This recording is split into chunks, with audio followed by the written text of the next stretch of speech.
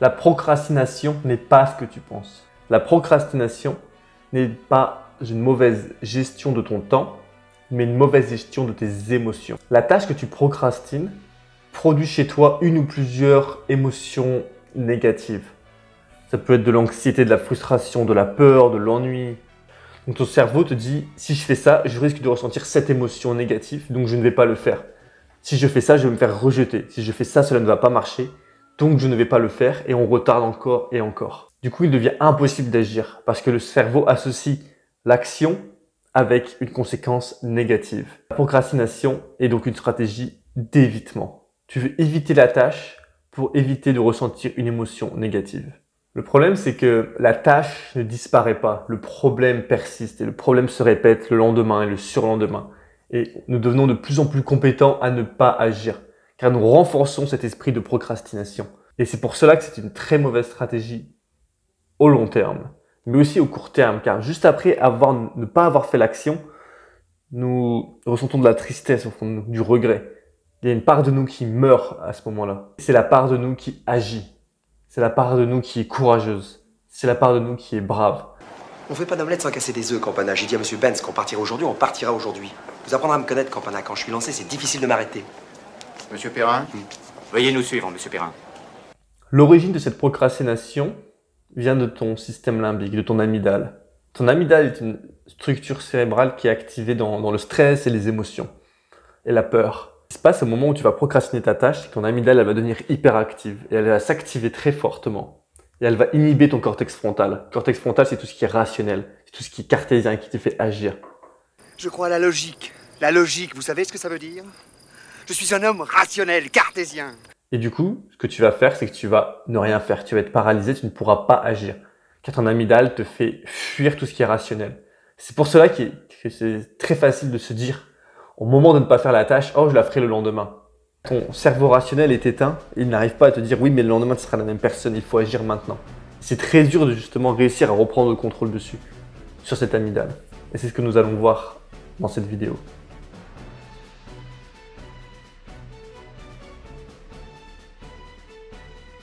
Mais du coup, comment faire pour ne pas procrastiner? J'aimerais partager avec toi plusieurs techniques. Mais pour le moment, il y a deux choses que tu dois comprendre. La première chose est que tu deviens ce que tu pratiques.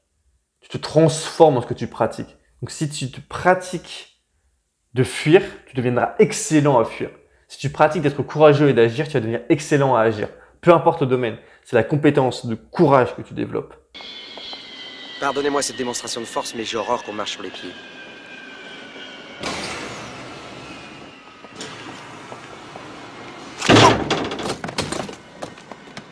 Oh là là là là. Et c'est vrai littéralement, car tes connexions synaptiques se renforcent lorsque tu agis.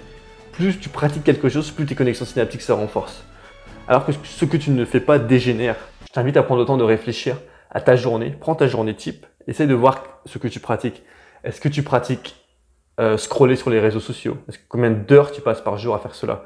Et essaye de faire un pourcentage du total. Pour faire un pourcentage, c'est facile. Tu prends une heure de ta journée, tu la multiplies par 4. Ça fait à peu près 100%. Donc si tu passes une heure par jour sur Instagram, 4% de ta vie, c'est Instagram. La seconde chose à faire est d'imaginer très clairement l'endroit où nous allons si nous ne faisons pas la tâche en question et l'endroit où nous allons si nous faisons la tâche. Imagine la tâche que tu procrastines et imagine-toi chuter en enfer si tu ne fais pas cette tâche. Où vas-tu aller si tu ne fais jamais cette tâche? Si tu répètes de ne jamais être capable d'aller parler à cette personne, de dire à cette personne que tu tiens à elle, de faire ton sport, de rédiger ce document, de te concentrer, de rédiger ta thèse, peu importe ta tâche en question, imagine que tu ne le fais plus jamais et que tu es incapable de le faire. Où vas-tu chuter? Essaye de le visualiser très clairement. Si tu ne prends jamais de responsabilité et tu ne prends pas la responsabilité volontaire et le courage d'agir, où vas-tu chuter? L'idée est de mettre l'amygdale de notre côté, d'inverser la tendance et d'avoir tellement peur de là où tu vas finir si tu ne fais pas l'action que ton amygdale va s'activer lorsque tu ne vas pas agir pour te faire agir. On a vu que la procrastination était une stratégie d'évitement liée à une émotion négative. Tu vas donc vouloir éviter l'endroit où tu risques d'aller si tu fais l'action. Donc imagine là où tu finis si tu ne fais pas l'action et tu dois réussir à avoir un contraste énorme. Tu vas te retrouver avec un contraste, je finis en enfer si je ne fais pas l'action, et si je fais mon action, je finis au paradis, pour faire un contraste énorme. Et là, ton amygdale va être avec toi et va vouloir te faire agir et te pousser à agir. Et c'est vrai d'un point de vue scientifique. Lorsque tu veux fuir un enfer, lorsque tu veux fuir quelque chose qui te fait peur, lorsque tu veux fuir un lion, L'accent tonique, Hubert, l'accent tonique. Du musst nach Hause gehen! Ich will dich hier drehen, nie wieder sehen! Wir müssen den Jungle gehen, um ein paar Vorräte zu suchen. ton corps va littéralement produire de l'adrénaline, de la dopamine, de la noradrénaline, de l'acétylcholine, etc., etc. et du cortisol. Ton corps se met en marche, se met en mouvement pour agir et pour faire la chose qu'il a besoin de faire pour éviter cet enfer. Maintenant, visualise le paradis dans lequel tu vas finir si tu fais cette action. Ça dit de visualiser, est-ce que cette action est en accordance avec tes valeurs, avec qui tu veux devenir? Est-ce que tu as pris le temps de hiérarchiser cette action, de te dire que cette action était plus importante que d'autres actions? Et pourquoi est-ce que tu veux faire cette action? Est-ce qu'il y a une vraie raison ou tu l'as fait juste parce qu'on t'a dit de la faire et t'as pas vraiment réfléchi aux raisons? C'est très facile de procrastiner et de ne pas faire une action si on ne sait pas pourquoi nous la faisons. Nous marchons au pourquoi, nous marchons au besoin. Notre corps, tu peux pas espérer que ton corps se mette en marche si le besoin n'est pas clair, si le besoin n'est pas clarifié.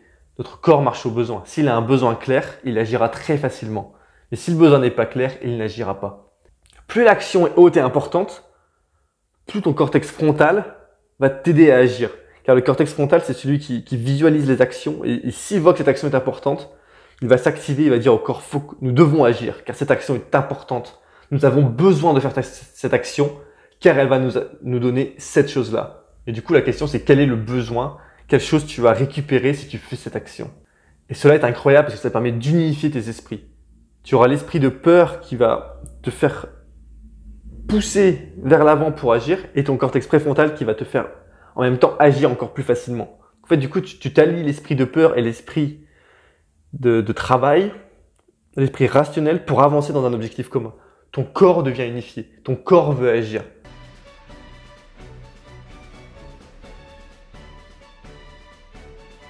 Si tu procrastines encore malgré le fait que tu as appliqué ces deux conseils, je t'invite à appliquer la méthode suivante. La méthode suivante consiste à te rendre compte que ton toi du futur est lié à ton toi du passé.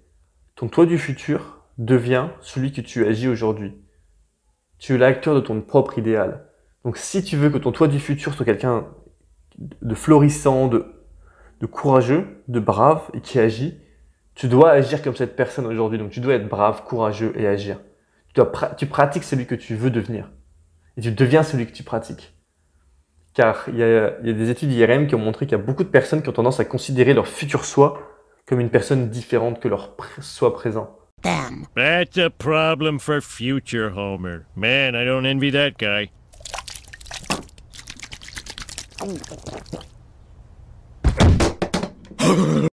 Et c'est pour cela que ces personnes procrastinent. Parce qu'elles ont tendance à se dire, c'est pas grave, mon moi de demain pourra faire l'action. Donc j'invite à te poser cette question-là. Qui es-tu en train de renforcer? Est-ce que tu renforces celui qui est courageux et qui agit, ou est-ce que tu renforces celui qui est paresseux et feignant? Et pose-toi la question, qui est-ce que je veux devenir? Qui est-ce que je veux renforcer? Et bien sûr, on échoue tous de temps en temps.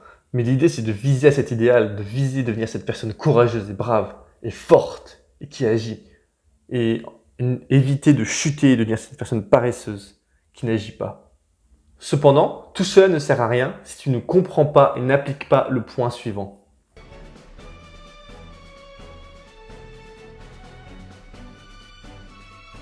Décide d'affronter volontairement ce qui te fait peur.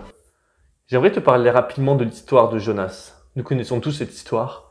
Il est tranquille, il reçoit un appel du divin, son appel de Dieu qui lui dit « Tu dois aller dans cette ville pour résoudre des problèmes, elle va se faire attaquer par des brigands ou quelque chose comme ça. » Et Jonas, il voit la responsabilité en face de lui et il voit le danger et il n'a pas envie de prendre sa responsabilité, il n'a pas envie d'aller de là-bas volontairement. Donc, Jonas s'enfuit. Il s'enfuit. C'est ce que nous faisons tous en face des tâches que nous devons faire. Nous recevons tous un appel du divin qui nous dit « Nous pouvons faire cette action, nous pouvons faire cela ». Tu crois que tu vas m'arrêter? Ça n'est pas moi, c'est votre conscience qui vous arrêtera. On n'échappe pas à sa conscience. Le problème, c'est qu'en face de cet appel du divin, nous décidons de procrastiner, nous décidons de fuir. Et nous faisons comme Jonas, nous nous enfuyons. Le problème, et nous le savons tous, c'est que Jonas, en s'enfuyant sur un bateau, se retrouve dévoré par un monstre marin. Il sombre dans le chaos. Et ce n'est que lorsque finalement nous décidons d'adopter nos responsabilités que nous avons pris le temps de penser, de réfléchir et de nous dire la solution pour avancer, que ma vie aille mieux et de prendre mes responsabilités. Ce n'est qu'à ce moment-là que nous pouvons sortir du chaos, que le monstre marin nous relâche et que nous pouvons aller poursuivre et affronter ce danger. Et c'est exactement ce que nous devons faire lorsque nous procrastinons, c'est prendre la décision volontaire de se dire oui, je procrastine, oui, j'ai procrastiné, mais maintenant, je vais de l'avant. Maintenant, je prends la responsabilité volontaire d'aller de l'avant. Rien d'impossible. C'est une question de stratégie. C'est ce que fait Saint Georges lorsqu'il va affronter le dragon. C'est ce que fait le prince Philippe.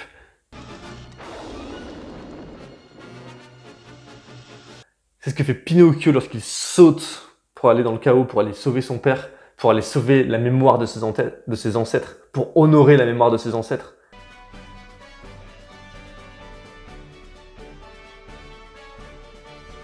C'est écouter l'appel du divin, c'est écouter l'appel du devoir, c'est s'ouvrir à la possibilité de transformation pour pouvoir se transformer. Ce n'est que lorsque tu décides volontairement d'agir que tu t'ouvres à cette possibilité de transformation. Tu dois avoir foi dans le processus. Et ce n'est que lorsque tu le fais que tu pourras te transformer et que tu décides de ne plus voir l'action comme une contrainte, mais comme une chance d'avancer, de te transformer. Le problème, c'est que tu peux ne pas croire en cela et décider de prendre le chemin alternatif. I find your lack of faith disturbing. Cependant, le chemin alternatif, c'est rester dans le chaos, c'est rester dans le ventre du monstre marin. C'est refuser l'appel du divin, donc c'est tuer son propre idéal. C'est ce que fait Caïn lorsqu'il va tuer Abel. Et la conséquence est qu'il va souffrir énormément. C'est aussi décider de se faire placer comme victime, comme le fait Pinocchio, lorsque les choses vont mal pour lui. La méthode, aller dans le plaisir hédonique, encore et encore. Il va à Pleasure Island, l'île du plaisir. Les conséquences, il devient un âne et va se faire vendre comme esclave. Penser que nous devons atteindre le sommet directement sans faire l'effort, c'est succomber à la tentation du diable. C'est lorsque le Christ est dans le désert et le diable lui dit « Tu peux avoir tout ce que tu veux, je te le donne, tu as juste à plier le genou devant moi. » Le Christ lui dit que je ne dois obéir que à l'appel du divin, quelque chose comme ça. Et ça veut dire, ce n'est qu'en agissant chaque jour, en escaladant l'échelle, chaque jour un pas à la fois, un barreau à la fois, que j'avancerai et que j'obtiendrai ce que je le désire, et pas en obtenant tout directement. Maintenant que nous avons compris cela, il est temps d'agir. Maintenant que tu as décidé volontairement que tu vas agir, il est temps de commencer à agir. Pour ce faire, tu peux te dire que tu vas commencer pendant seulement 2 minutes, par exemple. Où tu réduis la tâche. Parce que si tu te dis une tâche trop grande et trop énorme, ton corps va être paralysé. Ce n'est pas surprenant d'être paralysé si le dragon que tu vas affronter est énorme. Donc réduis ce dragon pour qu'il devienne assez petit pour que tu oses l'affronter. Que tu te dises, ok, je peux faire cette tâche-là, elle n'est pas trop compliquée, je vais oser la faire. Si tu n'arrives toujours pas à te lancer, il est temps pour toi d'éliminer toutes les activités qui t'offrent du plaisir immédiat dans ta vie. Tout ce qui te fait sécréter de la dopamine, tu l'élimines. Et tu veux devenir cette personne qui n'a plus ce plaisir instantané. Donc tu élimines TikTok, Instagram, les notifications de ton téléphone, les emails de ton téléphone. Tu enlèves tout ce qui est nourriture junk food, tout ce qui est nourriture qui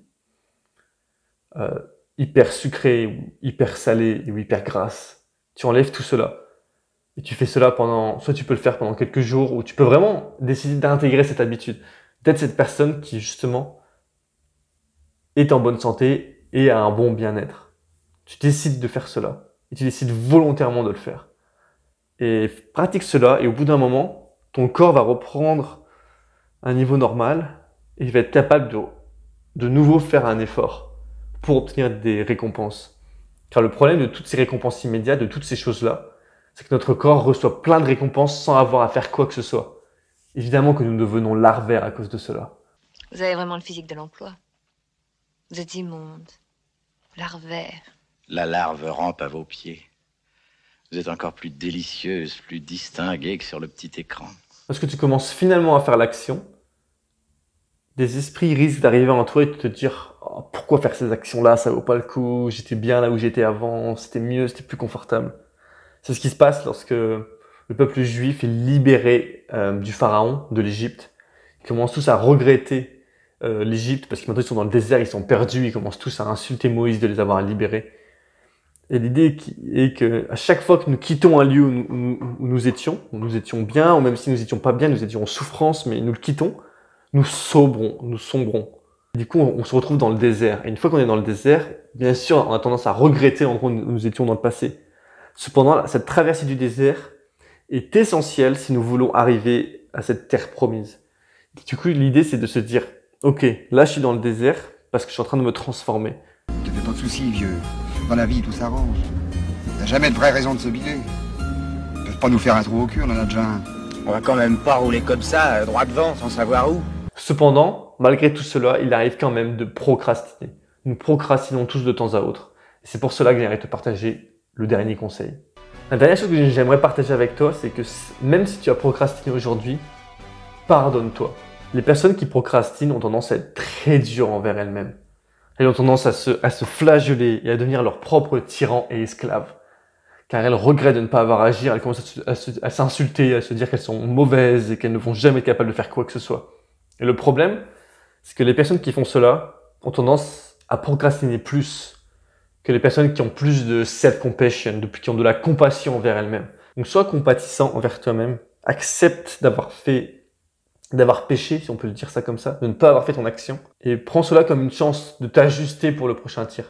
Donc tu te repens, tu te dis j'ai pas agi, pourquoi? Tu essaies d'y réfléchir, pourquoi je n'ai pas agi, et tu essaies de te dire ok, j'ai manqué la cible aujourd'hui, j'ai péché, car péché ça vient d'un mot hébreu qui disait habat, qui veut dire manquer la cible, c'est un terme d'archerie. Tu essaies tu te confesses à toi-même, tu te dis ok, c'est pas grave, qu'est-ce que je peux faire maintenant pour avancer? Du coup, tu ajustes ton tir et prochaine fois, tu agiras, car tu as montré la compassion envers toi-même et c'est normal. Nous faisons tous des erreurs, nous procrastinons tous de temps en temps et ce n'est pas à coup de fouet que nous allons réussir à avancer. De même, il arrive de ne pas avoir la tête à ça.